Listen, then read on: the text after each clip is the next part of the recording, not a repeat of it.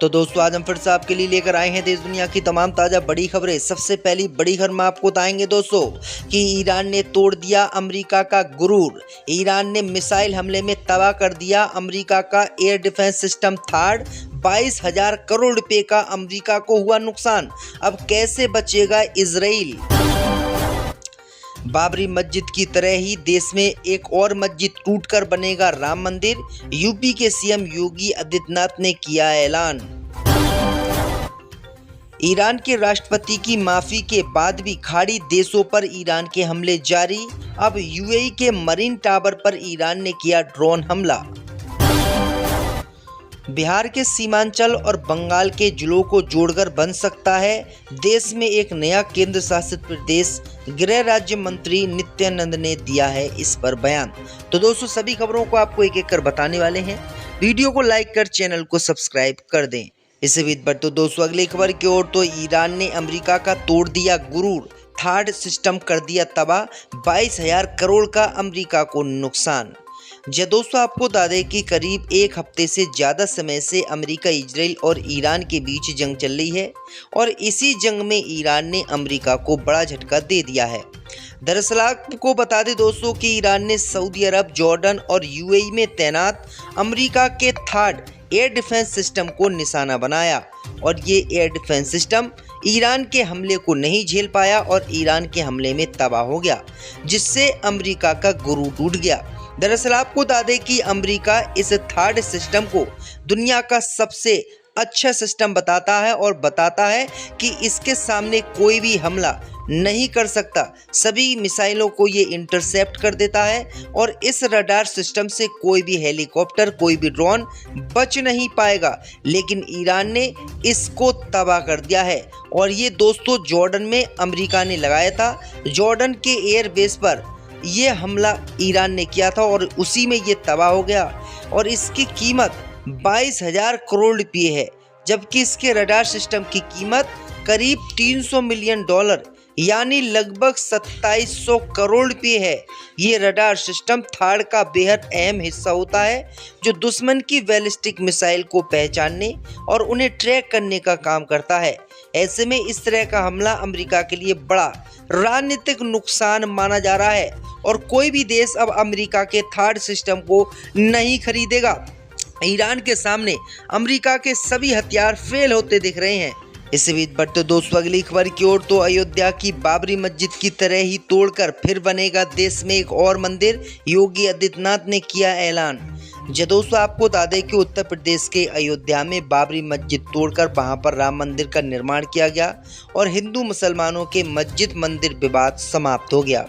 लेकिन उत्तर प्रदेश के मुख्यमंत्री योगी आदित्यनाथ ने आज ऐसा बयान दे दिया है जिससे देश में फिर से मंदिर मस्जिद की बहस छिड़ गई है और एक और मस्जिद को तोड़ने की बात सामने आ रही है।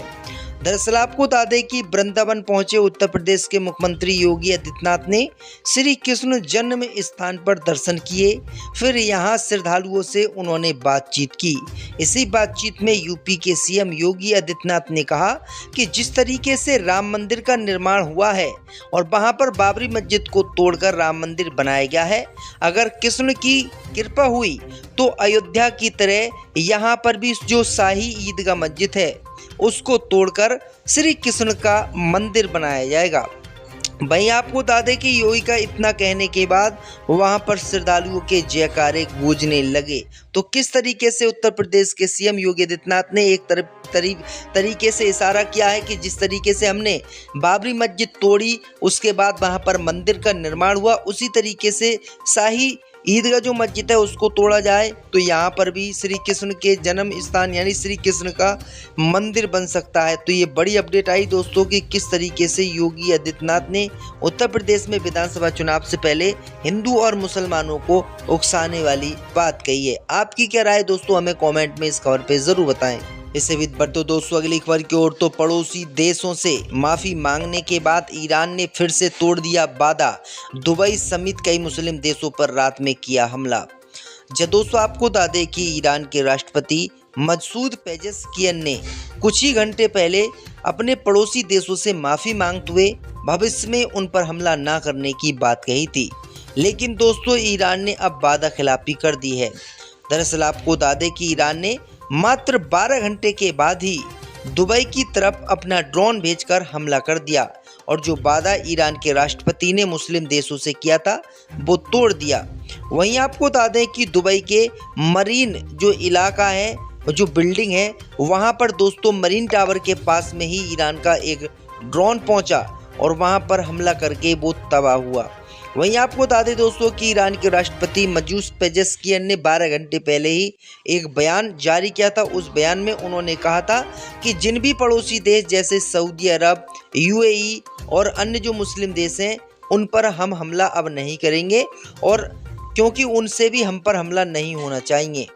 अब दोस्तों इन्होंने मना किया, उसके कुछ ही देर बाद इन्होंने हमला कर दिया। अब देखना ये होगा कि ईरान की ऐसी क्या मजबूरी रही कि ईरान ने अचानक पलटी मारते हुए हमला कर दिया। इससे भी बढ़ते दोस्तों अगली खबर की ओर, तो राष्ट्रपति द्रौपदी मुर्मू से नाराज हुई ममता बनर्जी, स्वागत में नहीं भेजा कोई भी प्रतिनिधि। दोस्तों आपको बता दें कि पश्चिम बंगाल में आयोजित 9वें अंतर्राष्ट्रीय संथान सम्मेलन में एक नया राजनीतिक विवाद हो गया है। भारत की राष्ट्रपति द्रौपदी मुर्मू ने अपने स्वागत में राज्य सरकार के किसी भी प्रतिनिधि के मौजूद न होने पर प्रोटोकॉल उल्लंघन का दुख जताया है। इसके जवाब में मुख्यमंत्री ममता बनर्जी ने तीखी प्रतिक्रिया की है और कहा है कि वह राष्ट्रपति का सम्मान करती हैं, लेकिन चुनाव के समय और जानकारी के अभाव में हर कार्यक्रम में शामिल होना उनके लिए मुमकिन नहीं है। ममता बनर्जी ने कहा है कि वह इस समय धरने पर बैठी हैं और उन्हें उस विशिष्ट कार्यक्रम की कोई पूर्व जानकारी नहीं थी। उन्होंने तर्क दिया है कि आयोजकों या फंडिंग के बारे में राज्य सरकार को सूचित नहीं किया गया था। मुख्यमंत्री ने बताया है कि राष्ट्रपति का सम्मान अपनी जगह है, लेकिन व्यस्त चुनावी माहौल में जनता के अधिकारों के लिए लड़ना उनकी पहली प्राथमिकता है, क्योंकि राष्ट्रपति द्रौपदी मुर्मू वहां पर सम्मेलन में शामिल होने के लिए गई थी, लेकिन राज्य सरकार की तरफ से उनके स्वागत में कोई भी नेता या कोई भी अधिकारी नहीं आया, जिससे वो काफ़ी नाराज हुई। इससे भी बढ़ते दोस्तों अगली खबर की ओर, तो ईरान के बौर से हिला अमेरिका, अब तीसरा भेज दिया एयरक्राफ्ट।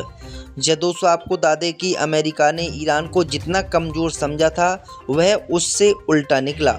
ईरान की मिसाइलों ने अमेरिका के एयरक्राफ्ट कैरियर को निशाना बनाया है। इसे देखते हुए अब वह अपनी सैन्य ताकत और बढ़ाने जा रहा है। रिपोर्ट के मुताबिक अमेरिका पश्चिमी एशिया में तीसरा एयरक्राफ्ट कैरियर तैनात करने की तैयारी कर रहा है। ये कदम ईरान पर दबाव बढ़ाने और क्षेत्र में अमेरिकी सैन्य मौजूदगी मजबूत करने के लिए उठाया जा रहा है।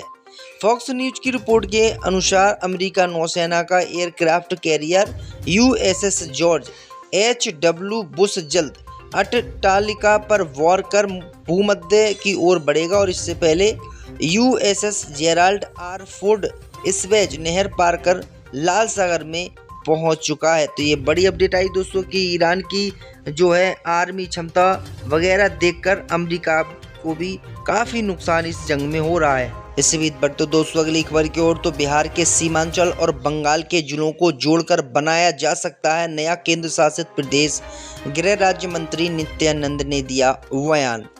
दोस्तों आपको बता दें कि बिहार और पश्चिम बंगाल के कुछ जिलों को मिलाकर नया केंद्र शासित प्रदेश बनाने की चर्चा इस बीच केंद्र की सरकार में चल रही है।